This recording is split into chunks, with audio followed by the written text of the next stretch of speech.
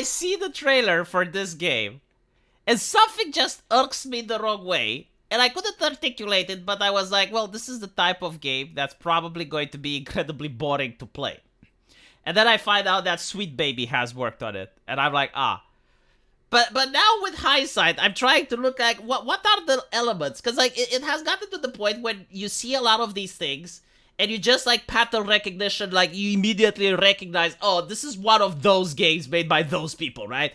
And you don't like really know what exactly gave you the red flag. But now I want to watch the trailer with you guys and see if I can figure it out. Again, any one of these elements taken separately means nothing. But like when most of these elements gather together, they create the pattern. And it's kind of like, I don't know why the pattern is causing this, but like chances are if I see these things together, it's a bad game. Something weird around these parts. Back in the day, 27 years was a long time ago. The Life is Strange isn't really the problem. I actually like the first game. Like the first Life is Strange wasn't that bad. The only problem with it was that it's predictable. Like once you know that woke people do it, you know that the cisgender straight white guy is the villain, right? And so the game was built around the mystery, and I got like the spoiler warning just because it's made by woke people. But any other Life is Strange game after that, like second was playable but insufferable. Like the characters were awful. And the third one, that was unplayable. Like that reached a level of such monumental cringe with characters that I couldn't give a shit about that I couldn't even finish. Like I tried streaming it so that at least I can make some cash out of it. No, it didn't work. I couldn't stream it. The first element though that tells me the game is shit is the guitar. I don't know why the fuck. I believe that someone at Sweet Baby, they must really, really love guitars because they put them in almost every single game they're working on. I may be wrong with this, contradict me if it's not true. But like since The Last of Us 2 had the guitar, every one of these games must have a guitar in it, and it must force you to listen to a very cringe guitar song. I have nothing against guitar song, but like this hippie bullshit, this pretentious crap that's being stuffed into a video game and you can't even skip the cutscene seems to be like a hallmark of Sweet Baby Inc. And it's also like the whole thing. It's like something from one of the childhoods of a person that's consulting at Sweet Baby. Like you see the guitar next to something with someone's name scribbled on it. Like again, you get to see this shit in The Last of Us. You get to see this shit in other like woke games that have like the similar aesthetics and similar styles. Like it's like copying each other's homework, you know? Like none of this is wrong.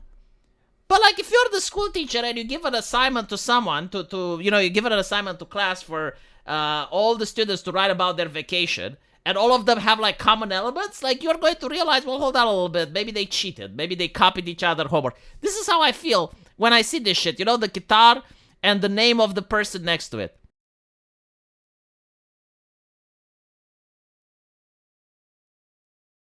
The character design. How old is this person and why do they look like shit? I mean, this is a product, right? I'm not saying that she should be dressed like a stripper. Obviously not. But have you seen young people and how they dress? Have you gone outside? Like usually they try to look presentable. They try to look appealing. Why does she look like this? She looks like a guy with a wig. And it's a constant theme, like it's okay if one character looks like that. But when all characters look like that, now compare them to games that were made before 2016. In the West, I'm not even going to bring Asia. I'm not even bringing the Japanese games into conversation, right? Like, let's look at Mass Effect. Like, all the female characters look feminine as fuck. They look aspirational. They look like the type of people that want to sell a product. Look at X-Men, right? Go back and think about the X-Men School of Mutants. Like, they're all teenagers there, right? They're not dressed like strippers. But, like, Jean Grey looked like a woman. Kitty looked like a woman. Like they had sensuality to them. They were feminine. They looked like people that are teenagers.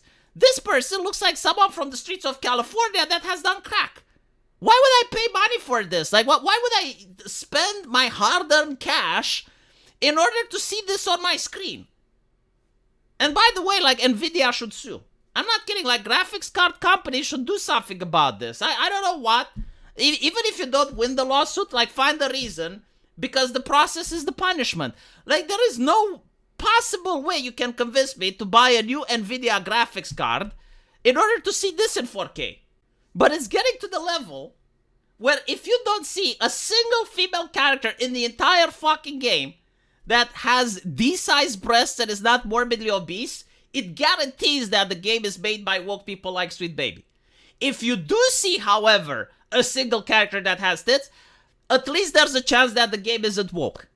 Why? Because I know that the people designing these games, they don't like femininity. They like to see this. They like to see men in wigs, right? Now, this is, like, I'm not even going to talk about Asia, right? Before 2016, Western games, just look at them.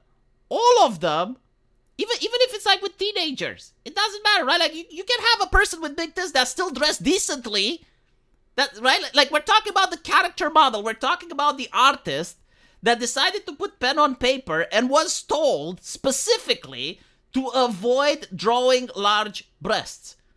And the question is why? And the answer is because of the woke ideology. Because normally, any other independent game developer out there, any other person doesn't shy away from femininity or masculinity. Like, they will draw characters that are resembling the real world. Some characters will have small breasts, other characters will have large breasts, other characters may not have breasts at all. But, like, you have a variety. With woke ideology, that variety doesn't exist, right? And usually the cope will be, well, they're teenagers.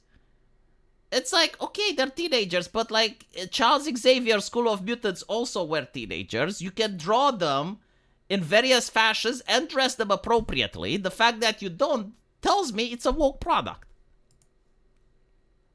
That I might not be ready to talk about. The bisexual lighting, again, like, this type of color is present in almost every single woke game. I have seen it in Saints Row. I have seen it in this game. I have seen it in Forspoken. I have seen it in Concord. Like, the bisexual, it's a thing. Google it.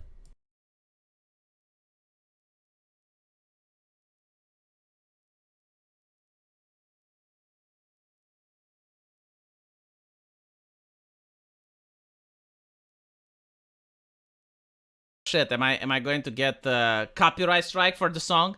Again, the bisexual lighting, look at it. Like, once you see it, you can't stop seeing it. You, making a movie? The aesthetics as well. Very Californian aesthetics. Very rebellious type of teenager that's actually safe, edgy, right? If you want to be edgy, drop an N-bomb, lady. You know, like, drop a slur. Show me a Pepe the Frog, apparently, to shock the ADL. Like, this is safe edgy that used to be in the 90s. No one gives a shit that, oh my goodness, she looks like that. No, you're a conformist. That's what you are.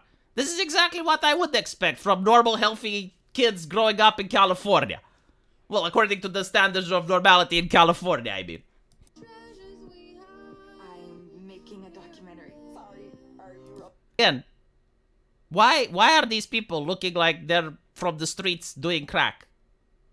Like, not a single one of these people look presentable. Like, maybe you think I have high standards. Let's do it like this. I'll do a fucking live stream in Romania, just walking the streets. And we can, like, just go past the university, and we can see how the people there look like. We can see how young people dress, how they act, how they behave, and more importantly, how they look. Definitely not like this. Like, this looks like a hobo. Maybe, like, standards are different in America, and in Eastern Europe, they're much higher. I don't fucking know.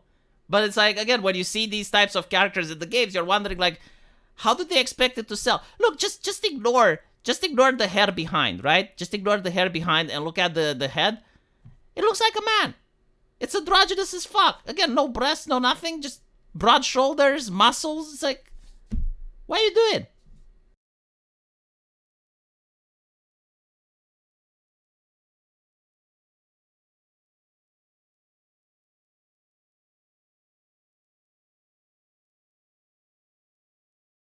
Again, the game looks boring as fuck.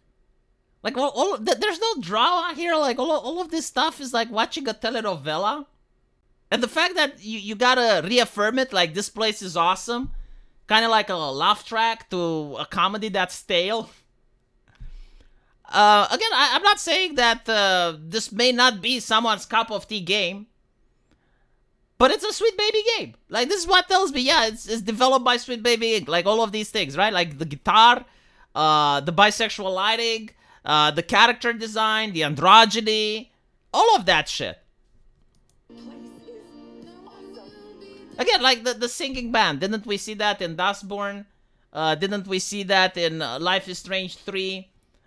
We also saw a little bit on The Last of Us. I think like The Last of Us started with the singing band. Who the fuck wants the singing band in 2025?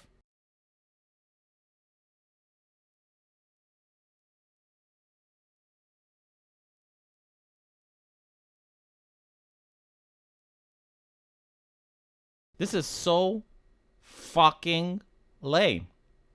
Unbelievably lame. I don't like any of these characters. I don't want to be any of these characters. I don't want to hang around any of these characters. Why would I pay money to play with these characters?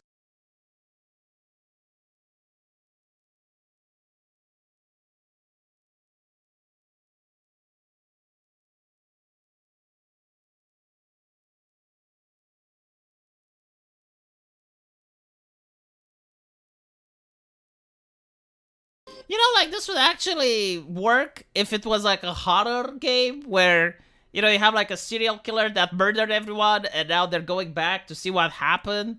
And add a little bit of intrigue and mystery and have like some 18-year-olds that look hot as fuck. That's the story for an American slasher. And that would actually sell. You know, and make it as brutal as possible with a lot of carnage and gore. And that's pretty much how you have like Friday the 13th. That's pretty much how you had like all those old classic movies, you know, going into the woods with teenagers and they're getting viciously murdered. And then I would actually enjoy the game because I don't like any of their characters, right? So like I would actually root for the serial killer. I would root for Jason Voorhees. But with this, no, fuck no. Like this is the type of game that doesn't even need a boycott. Like you don't need grooms, you don't need the Cabrutus. You don't need anyone to tell you, hey, don't buy this. Like, people just watch the trailer and move on. Like, this is not even a game that I would register on my list. But, you know, like, maybe it's a game that women like. I mean, that's an interesting point. Women did like Life is Strange first. They liked the second. They didn't like the third, though. So, like, maybe, you know, it's great to have some gamers. I don't know. I wouldn't even be able to stream it, though. Like, the last one, I got so fucking bored in the middle that I quit. And I didn't want to. Like, I wanted to stream it to convince people not to buy it. It's like, look what you're missing. You know, just... If you think you need this in your life and you want to suffer like I do, then go on. But no, like, I couldn't actually play it. It's just bad. Let me know what you guys think, though. And as usual, I will see you in the comment section. Take care.